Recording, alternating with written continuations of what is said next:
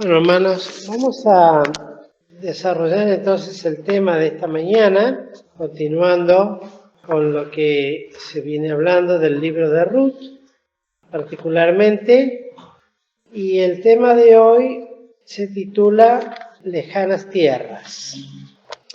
Es un tema que trataremos de hacerlo lo más sencillo posible. Es sencillo, no es complicado, pues contiene enseñanzas muy prácticas y se encuadra en estos versículos que tenemos aquí, que hemos leído, y nos sale de el relato.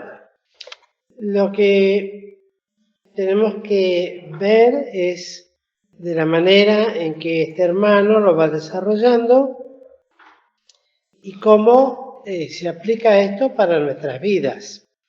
Dice en el versículo 1 que hubo hambre en la tierra.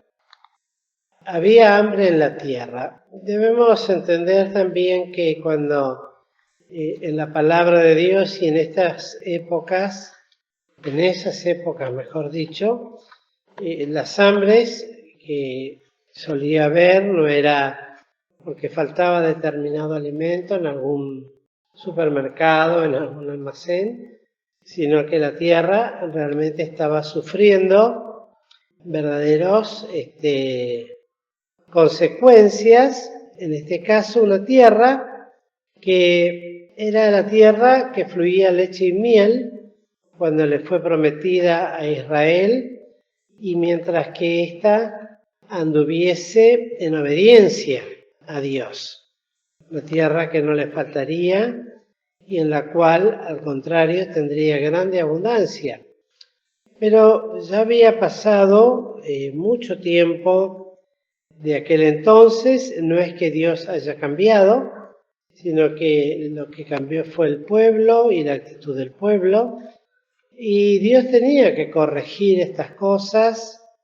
Y bueno, y esta era una de las maneras que ya estaba predicho por el Señor en distintas profecías, en distintas palabras, y el resultado lo podemos ver de por qué había hambre en el libro de los jueces, en el libro anterior, en el capítulo 6,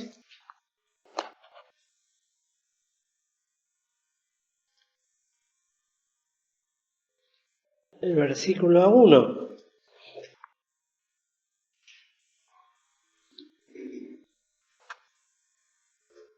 Si alguno lo quiere leer. Mas los hijos de Israel hicieron lo malo en los ojos de Jehová.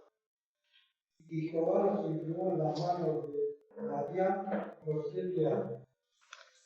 Bueno, así como las consecuencias, siempre decimos esto, todo tiene sus consecuencias.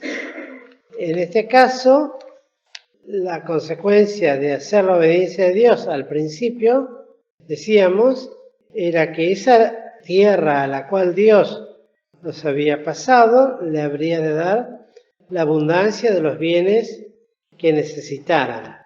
Pero, como los hijos de Israel, pasada la generación de Josué y de los que conocieron a Josué y de todas las obras que Dios había hecho con ellos, ya en la época de los jueces, Israel comenzó a desviarse muy notoriamente de los caminos que el Señor les había marcado y empezaron a hacer lo malo. Hacer lo malo significaba empezar a adorar a dioses paganos, a los dioses de la tierra y a desobedecer los mandamientos que Dios tan expresamente les había dado a lo largo de todo el peregrinaje, desde que salieron de Egipto y hasta antes de entrar a la tierra prometida. Cuando entraron a la tierra prometida,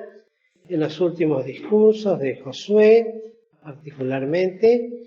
Bueno, y lo cierto es que Dios tenía que corregir esto y los entrega uno tiene que ver en esto también los propósitos de Dios. Y qué rápido que el hombre se desvía de los caminos del Señor.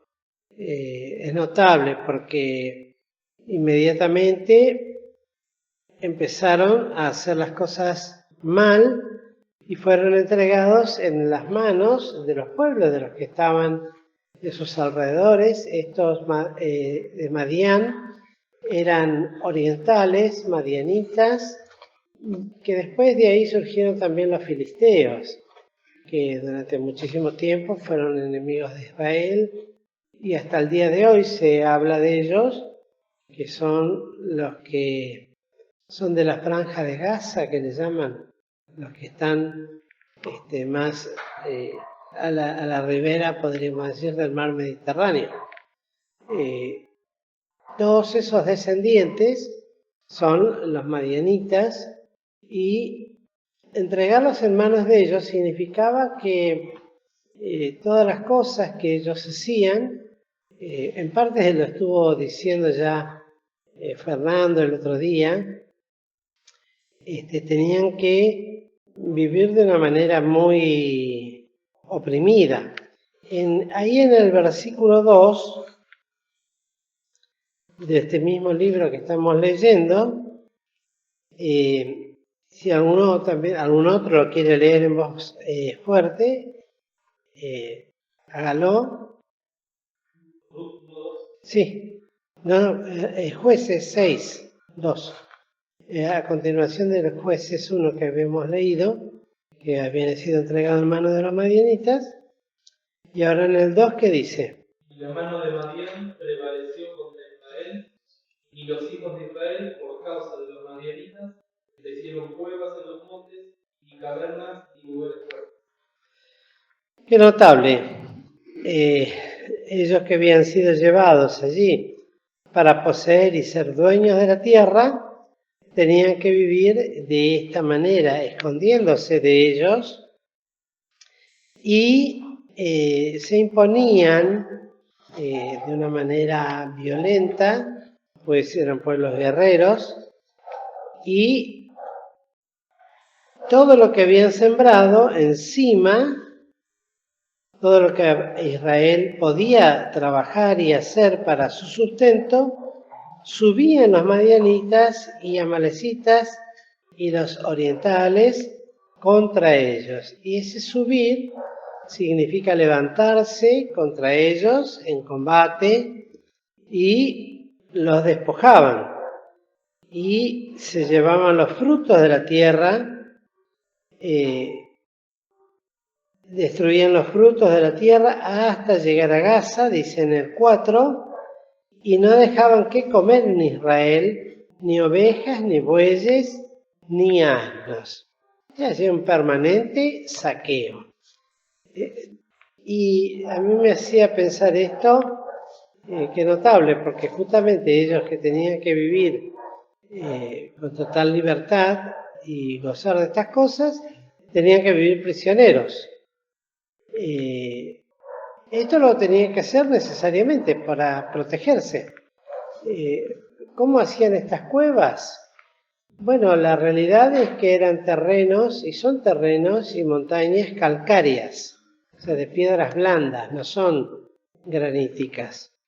Y es una zona donde había grandes cuevas, y un lugar donde también aún David, en sus huidas, en la época de David, se habla de que habitaba en cuevas, y había algunas muy grandes que inclusive entraban a las 400 y 600 hombres. O sea, cuevas muy grandes, muy extensas. Y era una especie como de fuerte, de refugio para ellos contra los ataques de todas estas gentes que estaban esperando que ellos sembraran, cosecharan, criaran, y seguramente tendrían espías que cuando los judíos entonces tenían, bueno, venían y se lo arrebataban. Y lo notable es que como Dios no estaba con ellos, es decir, no los acompañaba, porque era un castigo realmente eso, no era una situación irregular solamente. Lamentablemente eran las consecuencias de la desobediencia, el hambre se imponía. Imponerse quiere decir que se sobrepone a cualquier tipo de esfuerzo que pueda hacer el hombre. Es decir, ellos estaban así y no podían salir de esa situación, por más esfuerzo que hicieran. Esto es algo notable porque muchas veces también suele suceder en la vida que, vamos a hablar de los creyentes específicamente, que queremos salir de una situación, no estamos andando bien y por ende las cosas no nos salen bien y hacemos todo el esfuerzo para poder salir de esa situación y por encima de eso se impone esa, a veces le decimos mala suerte o esa desgracia o esta situación que no me ayuda, o atribuimos a distintas cosas y no vemos en ello la mano del Señor.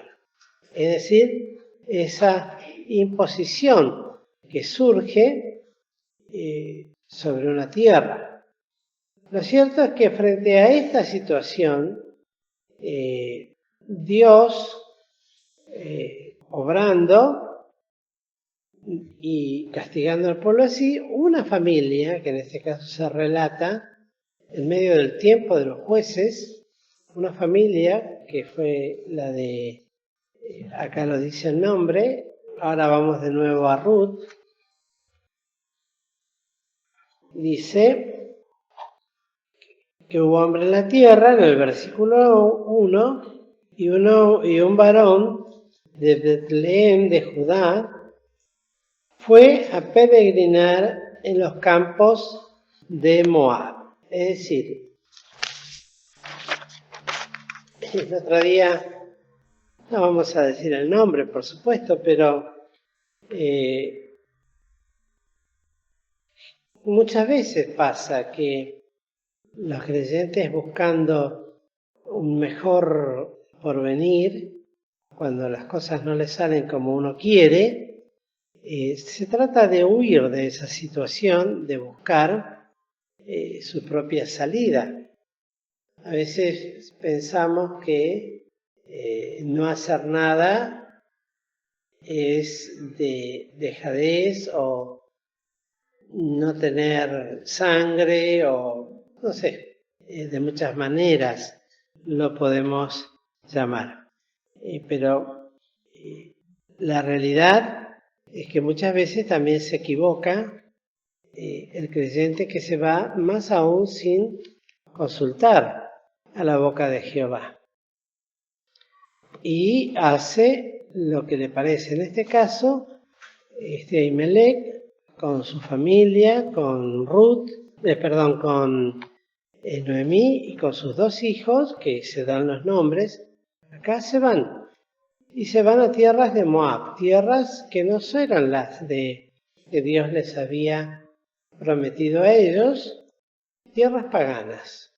Es como similar a cuando en la palabra de Dios dice que hay de los que descienden a Egipto, figura del mundo, para buscar ayuda o sostén o socorro en el mundo y no consultan a la boca de Jehová o no preguntan o no esperan en él, sino que van inmediatamente. Hay que encontrar una solución.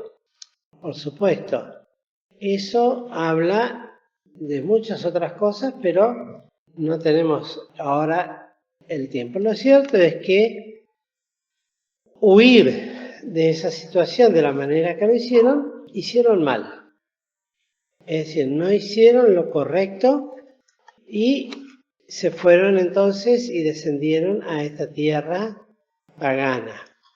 Y buscaron allí el querer progresar de una manera, por lo menos subsistir y si es posible también progresar.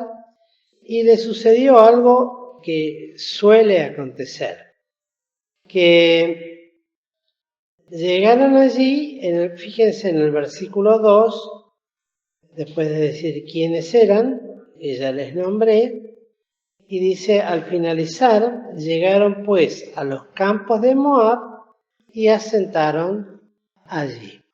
Es decir, lo que normalmente sucede es que dicen, no, bueno, vamos a hacer esto hasta que la situación cambie.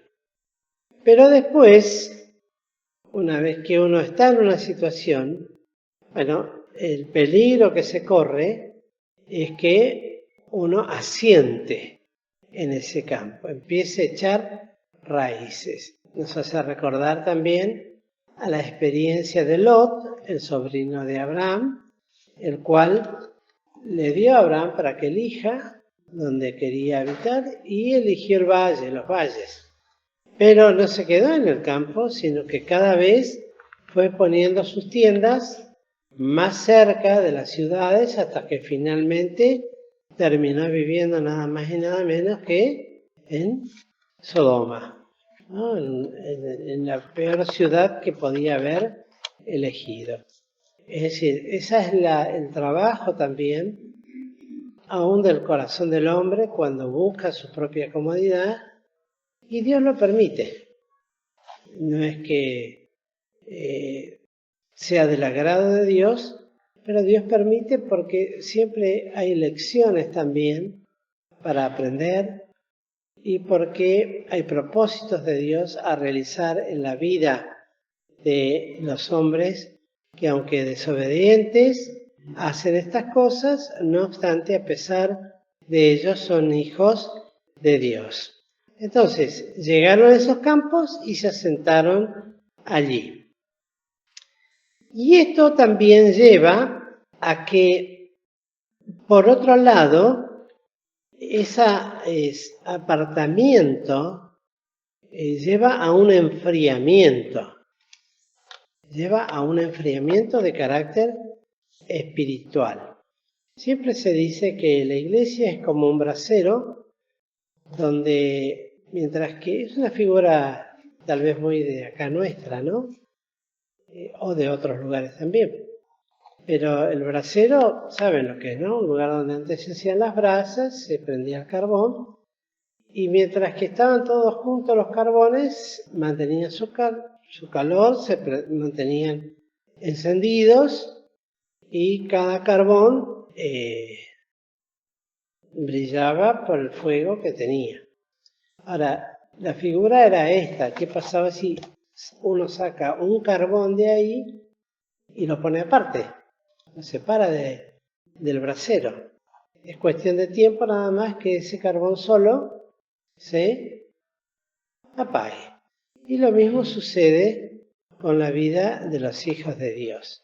Está bien, la situación no era fácil en el lugar donde estaban, pero lo cierto es que a donde fueron, tal vez las cosas desde un aspecto podían haber parecido que estaban mejor, pero por otro lado, al priorizar las cosas materiales por encima de las espirituales, también trae sus consecuencias. Y una de ellas, muy seria, como decíamos recién, es ese resfrío, ese enfriamiento. ¿Por qué? Porque pasa lo mismo cuando dejamos la congregación por un tiempo, o por mucho tiempo. Bueno, al principio parece que está todo bárbaro, vamos bien, pero después nuestro corazón cada vez se inclina más a aquellas cosas que son del mundo y menos a las cosas espirituales. Lentamente, pero progresivamente, se va dejando de leer la Biblia, se va dejando de orar, se va dejando de tener pensamientos acordes a lo que un cristiano debería tener. Se empieza a pensar más como el mundo, a actuar más como el mundo, a vestirse más como el mundo. En fin, todo eso trae el apartarse, esta figura de dejar. Y uno lo ha comprobado. Nosotros lo hemos visto, yo lo he visto en mi propia familia, en la vida de mis padres, por ejemplo, no tanto en mi papá, porque mi papá se convirtió ya grande, pero siempre mi mamá me contaba que ella, bueno, de jovencita, de chica, fue a la escuelita, se convirtió, y después de grande se apartaron.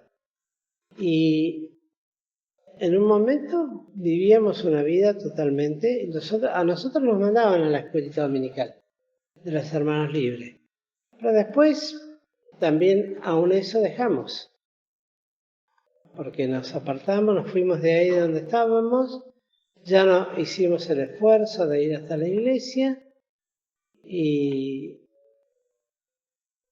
en un momento ya vivimos directamente como gente del mundo, ¿no? Yo voy a dar testimonio por mí, no voy a dar por mis hermanos, ellos cada uno tiene su propia experiencia al respecto. Pero lo real es que uno vive igual que el mundo, ya no piensa en las cosas espirituales. Yo siempre cuento mi experiencia de conversión o de reencuentro con el Señor y cómo el Señor me tuvo que llamar para que volviera, que no fue fácil, pero sucede eso.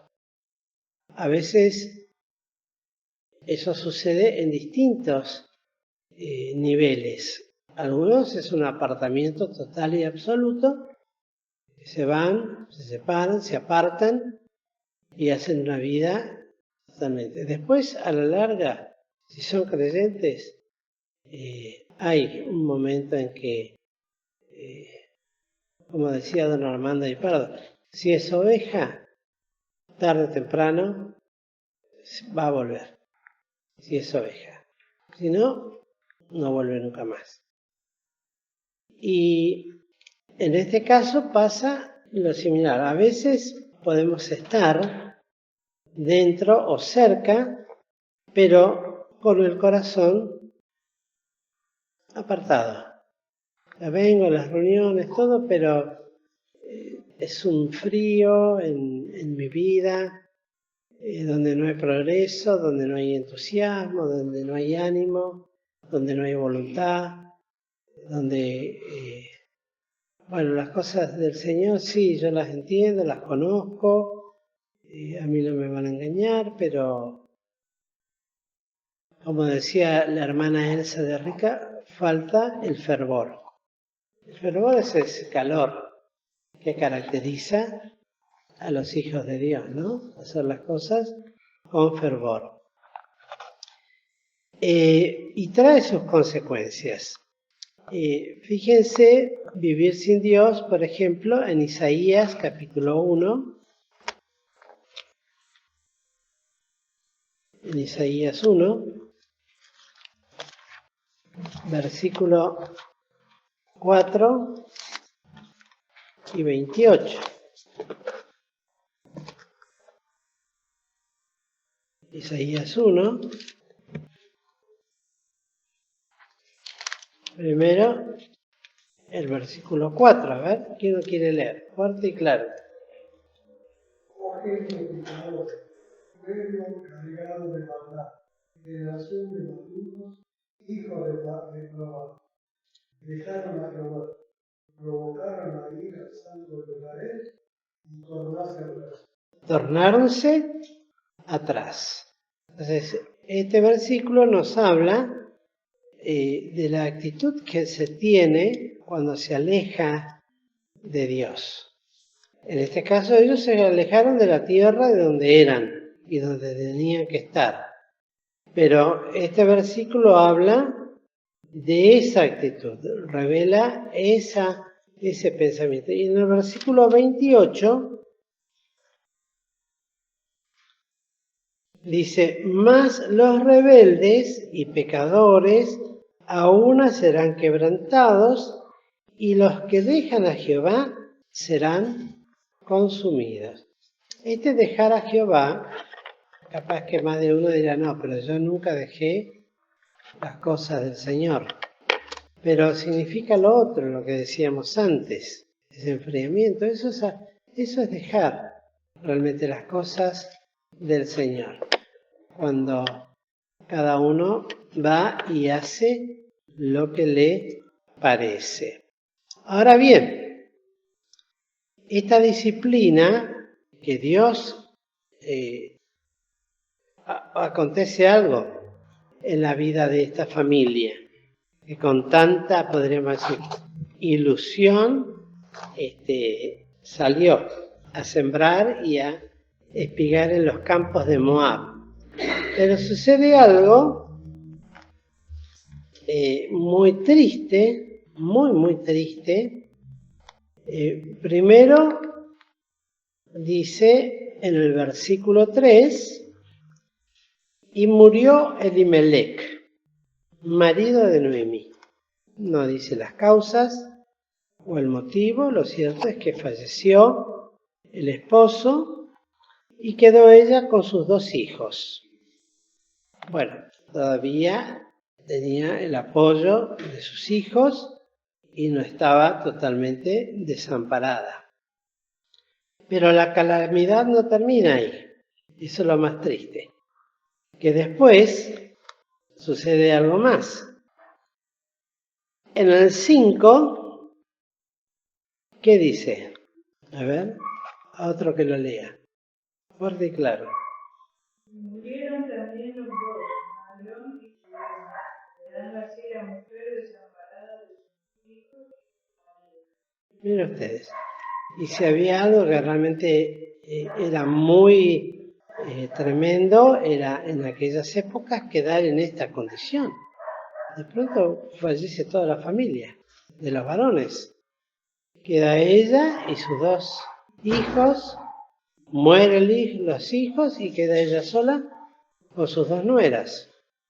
Eso realmente, la calamidad y la desgracia, es decir, bueno, salimos de aquel lugar porque estábamos mal, pero vinimos a un lugar que ni siquiera era nuestra tierra y ahora estamos en una condición mucho peor, porque ahora no hay quien trabaje, no hay hombres, somos las mujeres solas. Esto es un relato verídico, histórico, real, que ocurrió en el tiempo de los jueces. Y ahora, frente a esta calamidad, no obstante, a pesar de que mueren estos, también son consecuencias tristes, porque uno puede decir, bueno, una cosa es que suceda algo cuando estamos en el entorno familiar y en el entorno conocido, y otra que nos suceda cosas cuando estamos absolutamente solos y lejos de todo. En este caso, no solamente lejos desde el punto de vista material, sino también espiritual. Entonces, allí Dios es el que obra y esta disciplina es de parte de Dios. Ahora bien, sucede algo importante que en el versículo 6 leemos que luego de que sucede estas cosas, se levanta con sus nueras y se vuelve de los campos de Moab. Se vuelve. Toda una serie de eventos familiares que no están relatados íntimamente, pero sí uno podría hacer una composición de imagen del lugar y decir, bueno, ¿qué hacemos acá? ¿Qué hago acá? Yo acá ya no tengo más nada para hacer. Vinimos con un propósito y aunque pareció que anduvimos bien un tiempo, pero al final quedamos sin nada, porque tampoco los hijos tuvieron descendencia. No llegaron a ninguno de los 2 a tener familia. ¿Qué hacemos? Bueno, vamos a ir, volvemos. ¿Y por qué esto? Los 2 puntos nos revelan por qué toman esta decisión y por qué Noemí toma esta decisión. Dice, porque oyó algo en el campo de Moab. mientras estaban ahí, que Jehová había visitado a su pueblo para darles pan. Es decir, recuerdan ustedes que durante el tiempo de los jueces había épocas de prosperidad cuando obedecían y épocas de castigo que eran entregados por muchos años. Recién lo hemos leído. Bueno, se ve que durante ese tiempo habían pasado más de 10 años, por lo menos 10 años estuvieron ahí desde que falleció el papá. Y en ese tiempo cambiaron las cosas en Israel y ya ahora había otra vez pan de donde ellos eran. Y entonces decide volverse Noemí con sus dos nueras. Entonces, esto nos habla también de la misericordia de Dios y de la actitud de Noemí. ¿Por qué? Porque volver en sí nunca es fácil. Volver en sí nunca es fácil. Ustedes recuerdan la parábola del hijo pródigo. ¿Cuál era su deseo? Dame lo que me pertenece y me voy y hago mi vida. Y la parábola no vamos a entrar en ella porque es extensa, pero lo cierto es que ese joven terminó de una manera verdaderamente muy triste, muy baja, queriendo comer nada más y nada menos que la comida de los chanchos. Una situación más baja no podía haber quedado ese joven. Y sentado ahí en medio del chiquero, y aún que la gente no le quería dar de comer la comida de ellos, hasta el punto, ¿no? Eso fue una parábola, pero si era una parábola, era tomada de ejemplo de cosas reales. Hoy vemos situaciones similares de cosas así, cuanto más en aquel tiempo.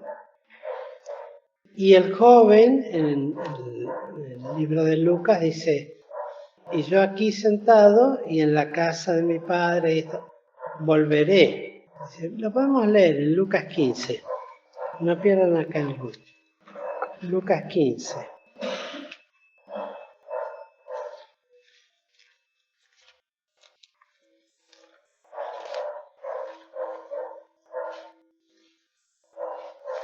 Podemos leer el 17 y el 19.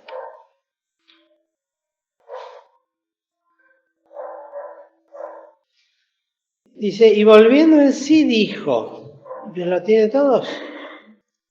Y volviendo en sí dijo, ¿cuántos jornaleros en casa de mi padre tienen abundancia de pan y yo aquí perezco de hambre?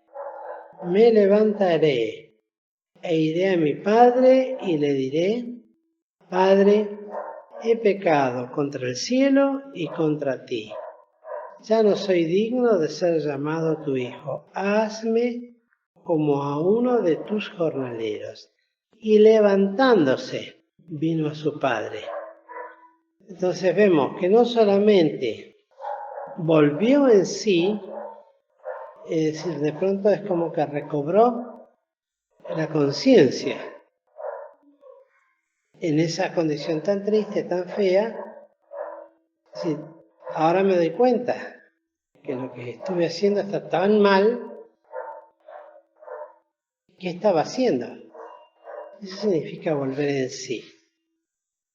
Es como salir de un estado de ofuscación. Estar ofuscado es cuando estamos muy entusiasmados con algo y no vemos lo mal que estamos viviendo u obrando, que a veces es una forma de vida que lleva años, que se asienta en ese campo, como lo hizo Ruth con su familia, y echa raíz de una forma de vivir, hasta que determinadas calamidades o situaciones nos sacuden tan fuerte. ¿Qué estoy haciendo acá? ¿A dónde voy? Yo les cuento una experiencia. A mí me pasó. Yo cuento experiencias, son simples, sencillas, ¿no? Pero que a mí en un momento me sirvieron. Desde el punto de vista del estudio, en este caso,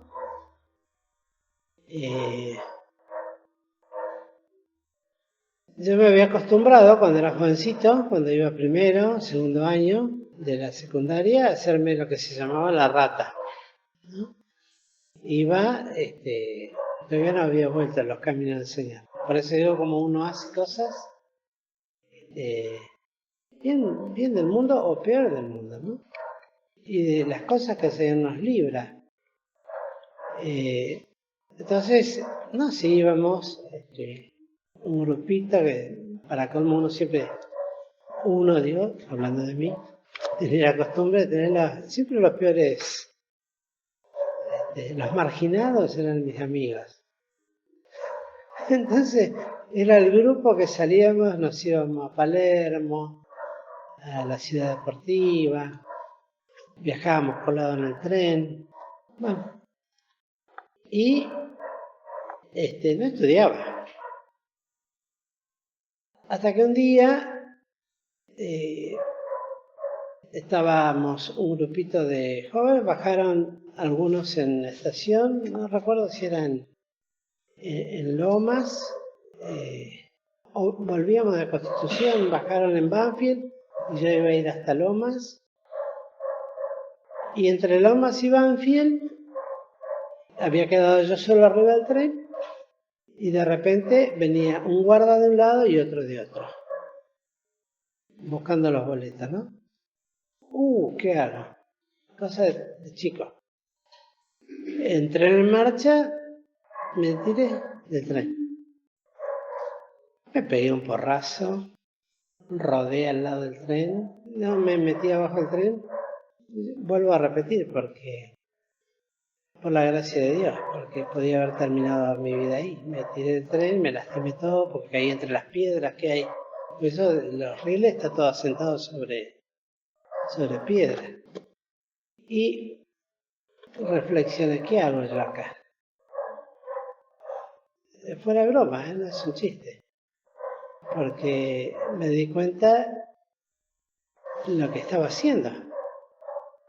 En vez de estudiar, de hacer las cosas, porque claro, mi mamá, yo no recuerdo si en aquel entonces estaba internada, no estaba, y mi papá trabajaba, así que estábamos solos. Entonces yo hacía y venía como quería.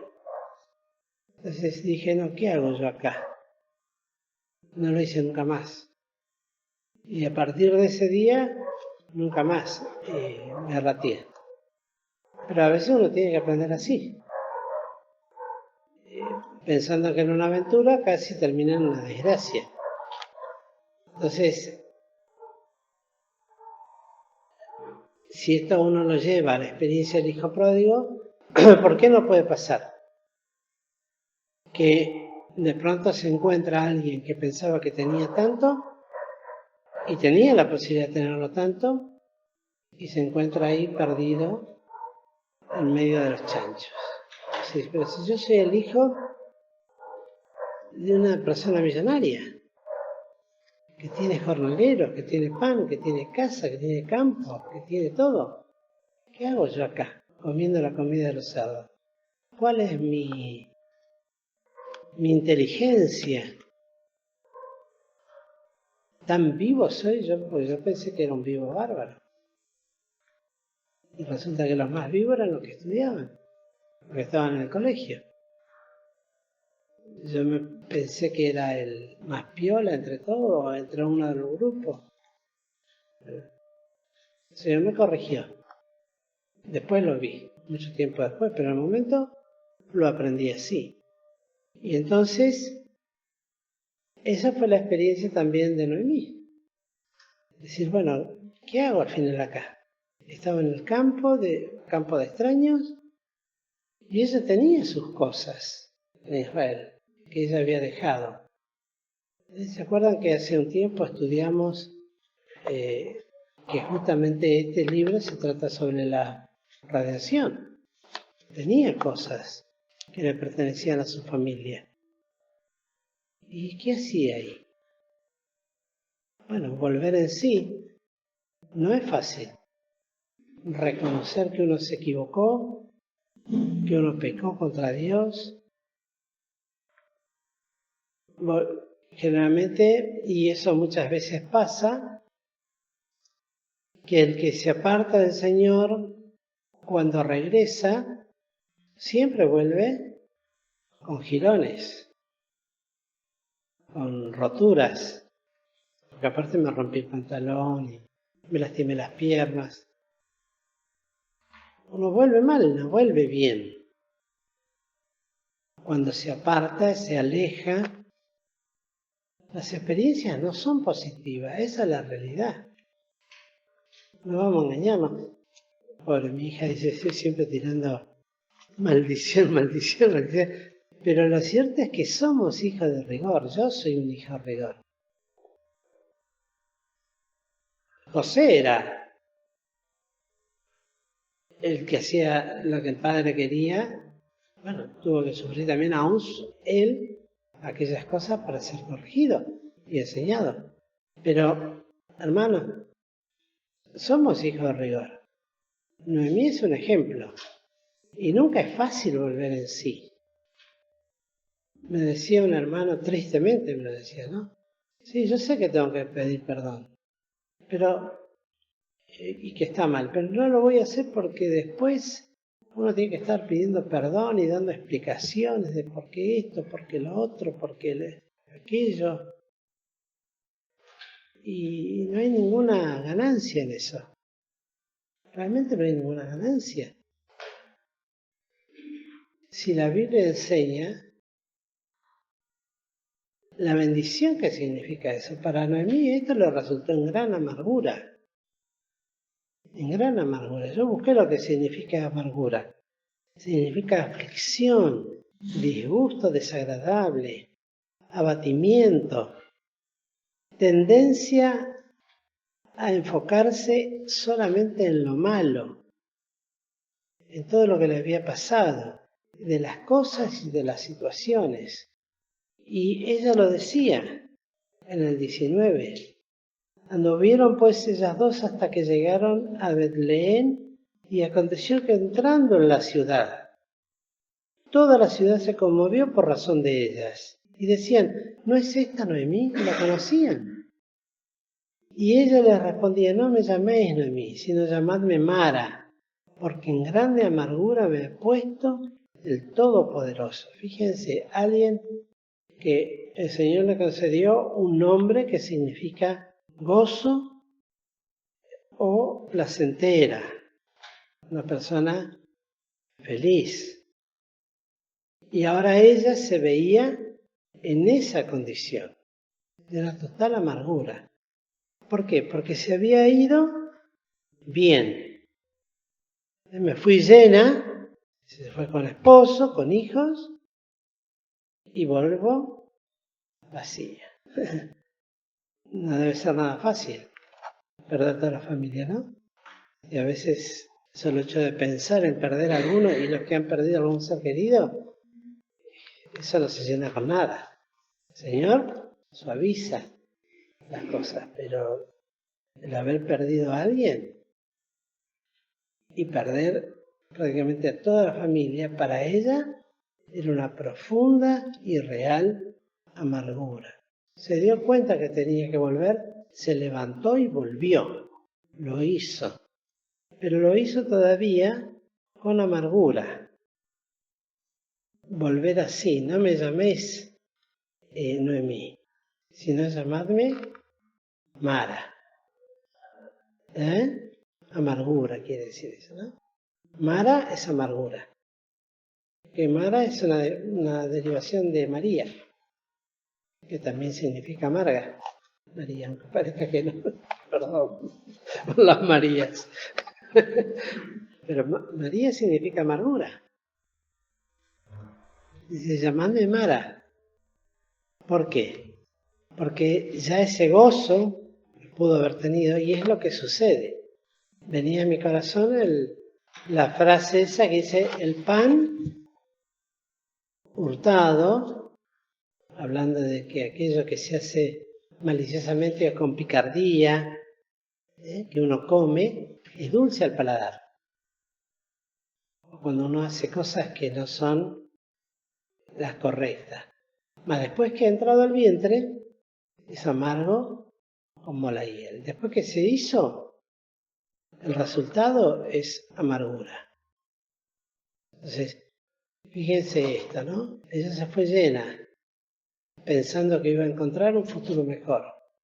El resultado, peor no le podía haber resultado.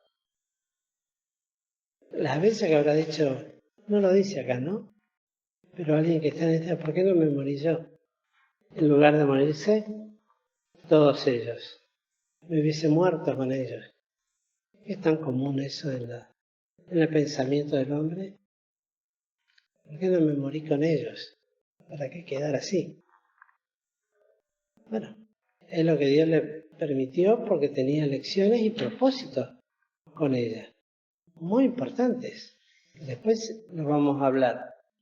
Lo cierto, queridos hermanos, es que esta lección nos habla de esta experiencia de perder algo, pero a su vez ver la misericordia de Dios. El creyente pierde gozo, pierde la luz cuando se aparta y vive de esta manera y en amargura, pierde el gozo de vivir como creyente. Esa es la realidad. Uno dice, pero ¿qué significa que uno tiene que vivir riéndose, haciendo? No. Es ese gozo que da Dios al corazón del Espíritu Santo. No es el gozo humano. Gracias, hermano. Es el Espíritu Santo que nos da gozo, ¿no? Y pierde eso, porque el Espíritu Santo se contrista, se apaga. Y cuanto más lejos estamos, tanto más se apaga. Se pierde luz espiritual para discernir la palabra de Dios. Se pierde esa luz. A veces, pasados los años, después escuchamos decir o decimos, la verdad es como que tengo que aprender todo de nuevo. Porque lo que no me acuerdo, no me cuesta ordenar las cosas y ver cuál es la voluntad de Dios en esto, en aquello. Tengo que aprender todo de nuevo. ¿Y es por qué? Porque se pierde luz. Se pierde entendimiento. ¿Por qué? Por el resfrío. Por el apartamiento. Y también se pierde la comunión espiritual con los hermanos, el privilegio. Hay quienes desprecian la comunión espiritual. No, estar con los hermanos, prefiero estar con la gente del mundo que se vive mejor. Y qué triste, porque eso habla del estado espiritual en que estamos. No habla de otra cosa. Podremos decir muchas cosas, pero es lo cierto. Cuando uno comprende lo que es el mundo y la maldad en la que está el mundo, y uno prefiere estar con eso, cuando Cristo dijo no améis el mundo ni las cosas que están en el mundo, porque el mundo aborrece a los creyentes. Esa es la realidad. ¿Cómo puedo amar a alguien que me aborrece y me aborrece a muerte? Y quiere lo peor para mí. Entonces, se pierde eso también. Y por otro lado también, se pierde el hecho de el poder sobre el pecado. Uno ya peca y hace cosas que no corresponden y ya no hay ni siquiera una voz que me diga, no, esto no lo tenés que hacer. Lo hago y punto. Ya ni me lo cuestiono. Porque estoy en tal actitud de dureza de corazón que ya no me importa, no me interesa y lo hago y punto. Lo cual no significa que eso no me va a traer sus consecuencias, y las trae. Pero lo cierto es que esto también se pierde. Lo triste de esto es que ella pensaba que la mano de Jehová había sido contra ella, como que era algo personal de Dios con ella.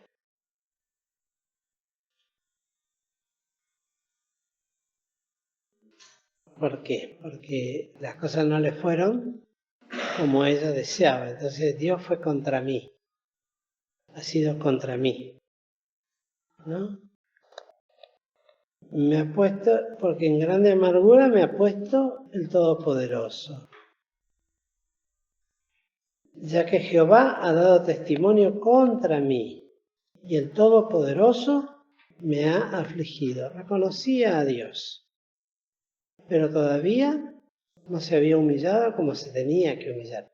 Volvió. Lo importante es eso. ¿Por qué? Porque la promesa de Cristo es: venid a mí, todos los que estáis cargados y trabajados, que yo os haré descansar. Y cuando volvemos y entendemos los propósitos de Dios con humildad y reconocemos que nunca la culpa es de Dios, siempre la culpa es nuestra. A veces nos cuesta aceptar eso. ¿Por qué siempre la culpa es mía? Porque sí, no hay vuelta, Dios no se equivoca. Dios es bueno, es perfecto. Si yo hice las cosas mal, después no le eche la culpa a Dios de las cosas que yo hice mal y que no me salieron como corresponde o como yo deseaba. La promesa de Cristo es: venid a mí, todos los que estáis cargados y trabajados, que yo os haré descansar. Y por la gracia de Dios está el propósito del Señor de restituir, ¿no?, aquello que pasó y derramar. Siempre Dios está dispuesto a derramar bendición a pesar de lo pasado. Y así nos dice la palabra, aún en nuestra conversión. Todas nuestras cosas son como tirados en lo profundo de la mar. No se acuerda más Dios de lo que hemos sido. Cuando hay un genuino volver a Él, arrepentirnos y comenzar de nuevo. Dios está dispuesto a hacer. Dios siempre está dispuesto y está deseando ver en nosotros la bendición de surgir nuevamente y salir adelante y volver a recobrar el gozo que alguna vez tuvimos, ¿no? Tal vez con experiencias que nos han dejado marcas, porque siempre dejan marcas, pero experiencias que después traen bendición si las sabemos acopiar como corresponde.